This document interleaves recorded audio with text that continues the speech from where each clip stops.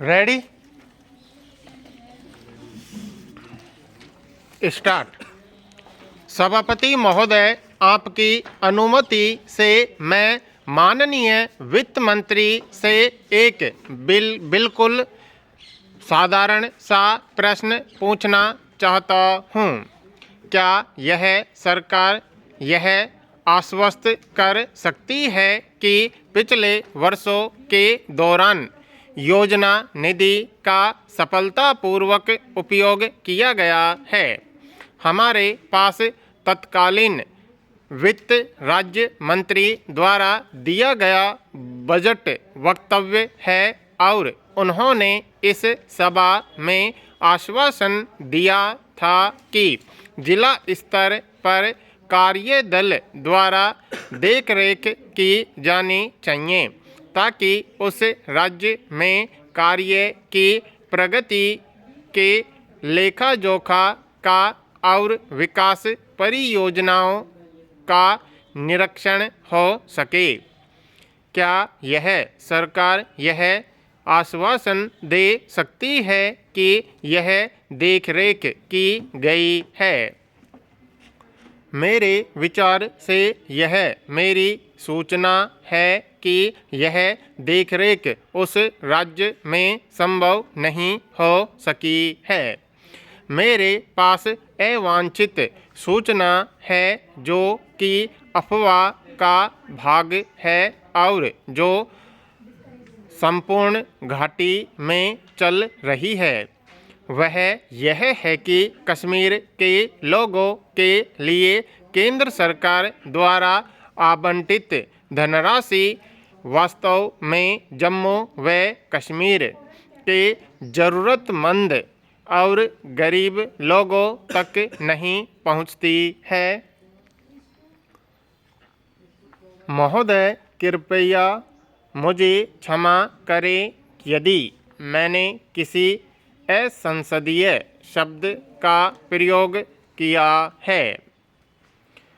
शासन तंत्र के अंदर और शासन तंत्र के बाहर भ्रष्ट लोगों के बीच घोर अनैतिक गठजोड़ है और भारत सरकार द्वारा बजट में स्वीकृत की गई पूरी की पूरी राशि गंतव्य स्थान पर न पहुंचकर ऐसे हाथों में पहुंचती है जहां इसका दुरुपयोग होता है और गरीब गरीब ही रह जाते हैं। मेरा माननीय वित्त मंत्री और सरकार से अनुरोध है कि वे इस मामले की जांच के लिए एक समिति का गठन करें और समय रहते इस बारे में समुचित कार्यवाही करें। और इस ओर आपका ध्यान दिलाने के लिए आपसे क्षमा चाहता है कि विकास परियोजनाओं पर अभी उचित जोर नहीं दिया गया है। हमने माननीय प्रधानमंत्री और पूर्व रेल मंत्री से सुना था कि श्रीनगर से जम्मू से उधमपुर रेल लाइन का निर्माण आर्थिक पुनर्निर्माण की शुरुआत होगी। वर्तमान स्थिति क्या है? रेल लाइन के निर्माण के संबंध में आर्थिक क्रियाकलाप को नई शक्ति देने के लिए इस बजट के जरिए क्या प्रोत्साहन दिया गया है? बेरोजगार युवक आते और इस सुविधा का लाभ उठाते, लेकिन इसमें उस तरह की कोई वास्तविक प्रगति नहीं हुई है। हम इस बजट और बजट भाषण से यह अच्छी तरह जानते हैं।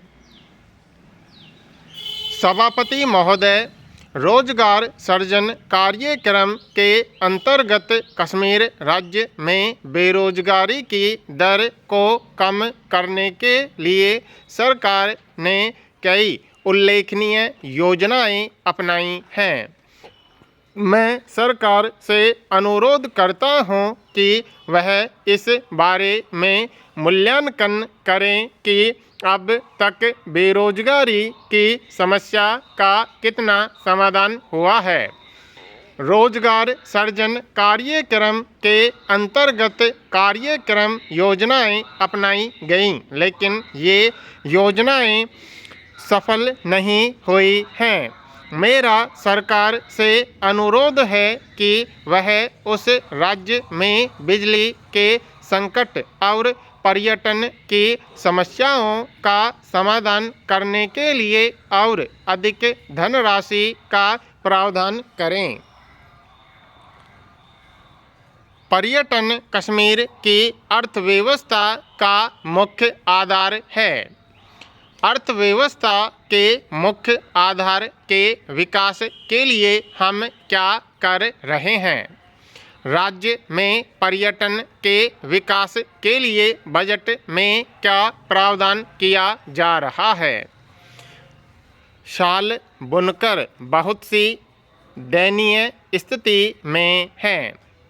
हथकरघा और घरेलू उद्योगों की क्या स्थिति है? खेतों में काम कर रहे गरीब किसानों या जो वानिकी में काम कर रहे हैं, उनकी कितनी कठोर स्थिति है।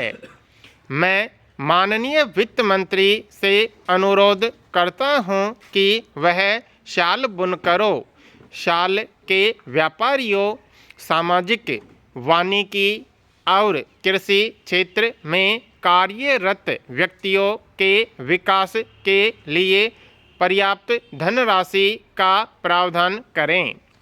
मेरा सरकार से यह भी अनुरोध है कि वह पर्यटन के विकास की समस्याओं के समाधान पर पर्याप्त ध्यान दे। इन शब्दों के साथ मैं अपना भाषण समाप्त करता हूँ। मैं पुनः बजट का समर्थन करता हूँ। उपाध्यक्ष महोदय, पिछले कई अवसरों पर जब इस सभा के समक्ष कश्मीर का बजट प्रस्तुत किया गया था, मुझे कश्मीर के लगभग सभी बजटों की चर्चा में भाग लेने का अवसर मिला। यह अंतिम अवसर है जब हम जम्मू व कश्मीर के बजट की चर्चा में भाग ले रहे हैं। इसके बाद, जैसा मेरे मित्र माननीय सदस्य ने कहा है, कश्मीर के लोग और उनके प्रतिनिधि अपने बजट प्रस्तावों के बारे में अपनी विधानसभा में चर्चा करेंगे, जो वहां हो रहे चुनावों के बाद घटित की जाएगी। महोदय, पिछले सप्ताह मुझे घाटी का दौरा करने का अवसर मिला था।